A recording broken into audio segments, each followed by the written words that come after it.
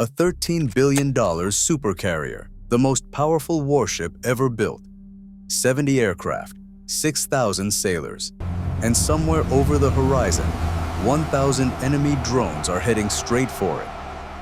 That carrier battle group has maybe 300 anti-air missiles in its entire arsenal. 1,000 drones versus 300 bullets. You don't need a calculator to see the problem. And before you say 1,000 drones sounds impossible, let me stop you right there. In October 2025, in China, they set a world record. 15,947 drones flew simultaneously in a coordinated light show.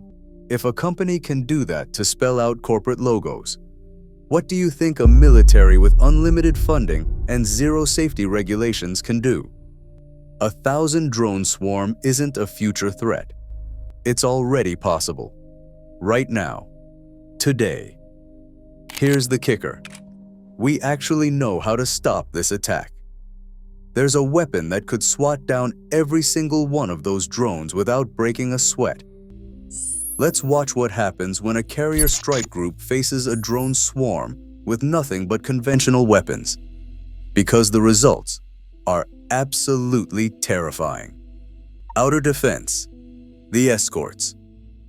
Our carrier isn't alone out there. It's surrounded by a ring of steel.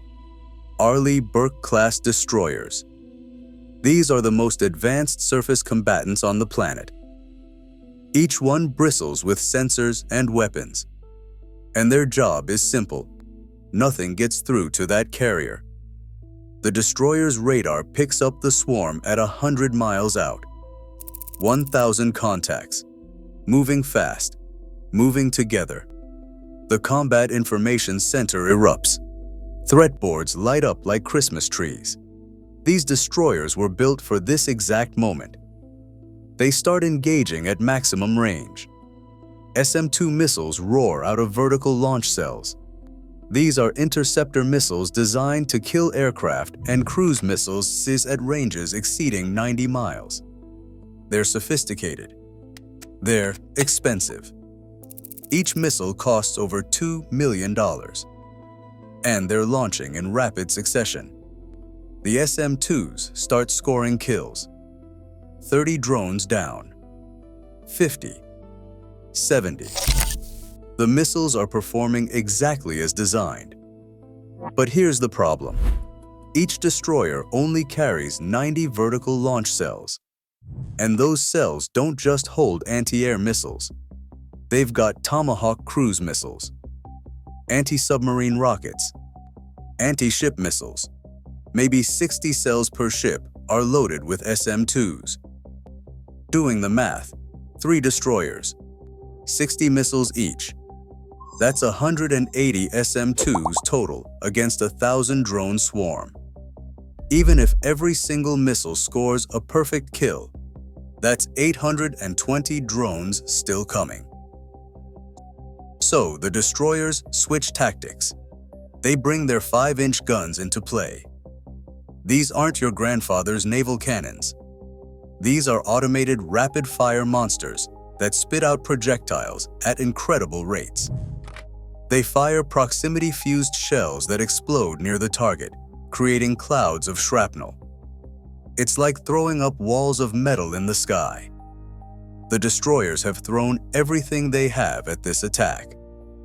SM-2, missiles, 5-inch guns, every conventional weapon in their arsenal, and they've killed maybe 300 drones, maybe 350 if they got lucky.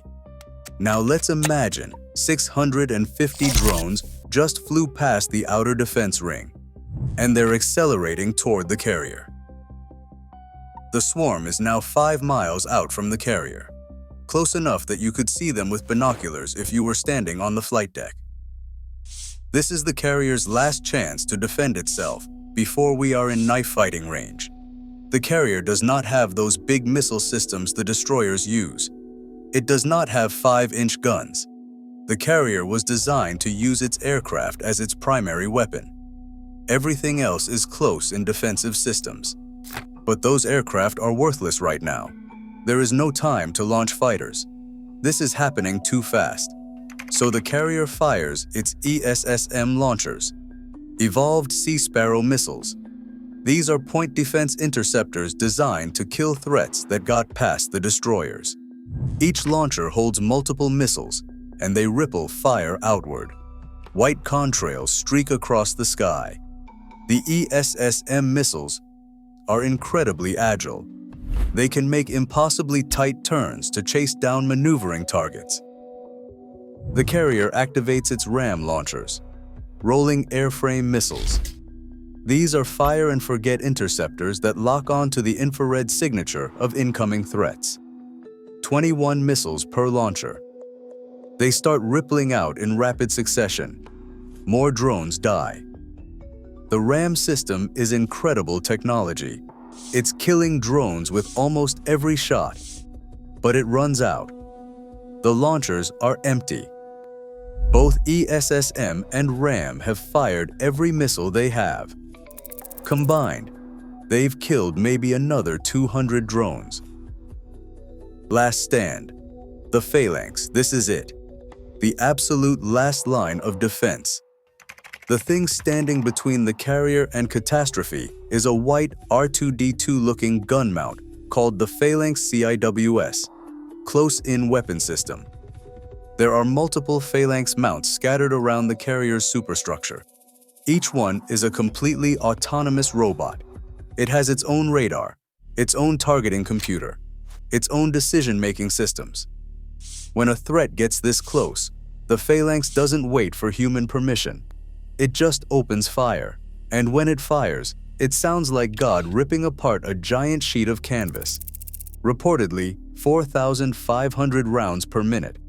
That's 75 bullets every single second. The 6 rotating barrels blur into a continuous stream of depleted uranium shells. Each projectile is the size of your finger and moving at 3,000 feet per second.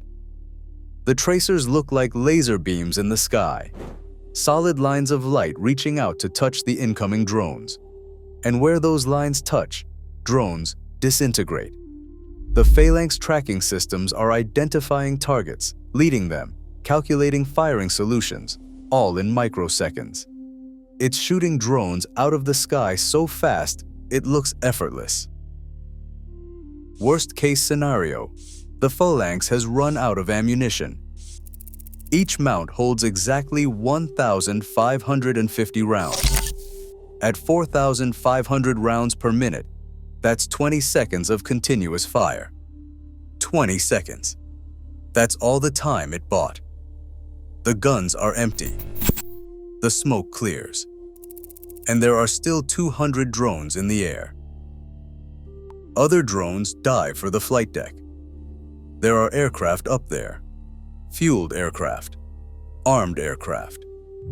One drone hits a Super Hornet loaded with JP-5 jet fuel. The explosion is catastrophic. Fire spreads across the deck. Fuel tanks rupture. Ammunition cooks off. Secondary explosions chain across the flight deck. The carrier isn't sinking. These small drones don't carry enough explosive to actually sink a supercarrier. But they've mission killed it. The flight deck is on fire. The radars are destroyed. It can't launch aircraft. It can't defend itself. It's effectively out of the fight. Total cost of the attack to the enemy: maybe $5 million for 1,000 commercial-grade drones. Cost to the United States: a $13 billion carrier knocked out of action. Months of repairs. Potentially hundreds of casualties. This is the nightmare scenario. And with current weapons, there's no good answer. But here's what I didn't tell you at the beginning. Remember when I said, we know how to stop this? Let me introduce you to the future. It's called Odin, Optical Dazzling Interdictor Navy. It's a laser weapon system. And unlike every weapon we just talked about, it does not fire bullets or missiles. It fires light. Concentrated high-energy light that can burn through the hull of a drone instantaneously. Right now, it is only used against. How fast can it engage targets? At the speed of light, literally 300 million meters per second.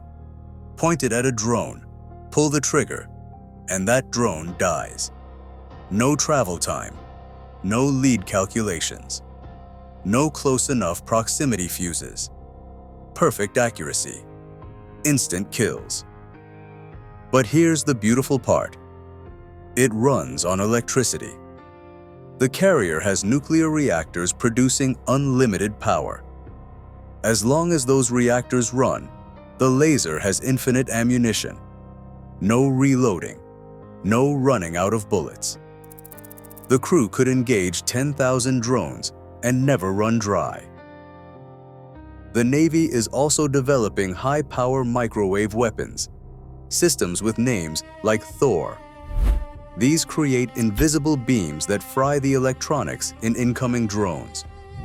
One shot, and every drone in a wide cone just falls out of the sky.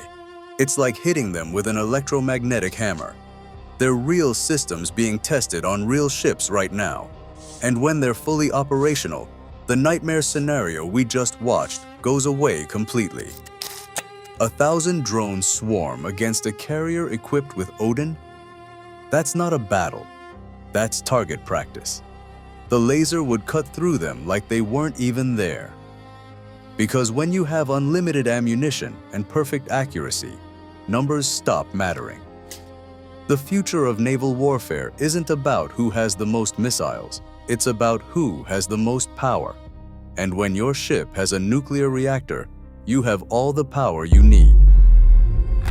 Subscribe to Shipline for more naval and ship videos.